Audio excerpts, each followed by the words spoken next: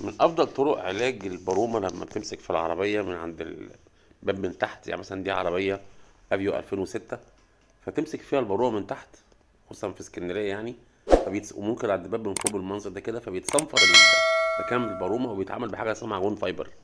فده بيعتبر احسن واسرع علاج للبرومه، مش مكلف، بدل ما نقعد نقطع وكده يعني. وده منظرها لو في خراب وكده في الساق بتحتاج قطع ولحام اجزاء جديده. وده شكلها بعد ما اترشت، وطبعا شكلها كويس، بس هي لسه ما اتفنشتش، بتاخد وش لمعة عشان تطفى شوية. لكن هو احلى علاج للبارومة يعني، مش مكلف، هو يتعمل معجون حاجة اسمها فايبر.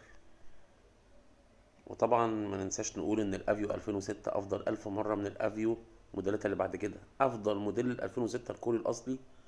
العربيات دي فيها مواتير جبارة جدا، مختلفة تماما عن العربية الافيو ال 2007 وطالع. المشكلة في ان موديلات الافيو التانية الموتور بتاعها على 200 ألف في الغالب بتجيب مكنة، فإلا إذا يعني كان معمول لها صيانة وكده. بس هي العربيات دي موتورها مش معمرة، لكن العربية دهيت ممكن تمشي لحد 300 ألف، 350 ألف كيلو وتلاقي الموتور بتاعها بحالته. يعني العربيات دي غريبة جدا، سوقتها حلوة جدا وثابتة أوي على السكة. أفضل أفضل العربيات الأفيو اللي نزلت هي الشكل دوت. فأنا أرشح الشكل ده جدا للشراء، أحسن بكتير من 2007 وطالع كشكل.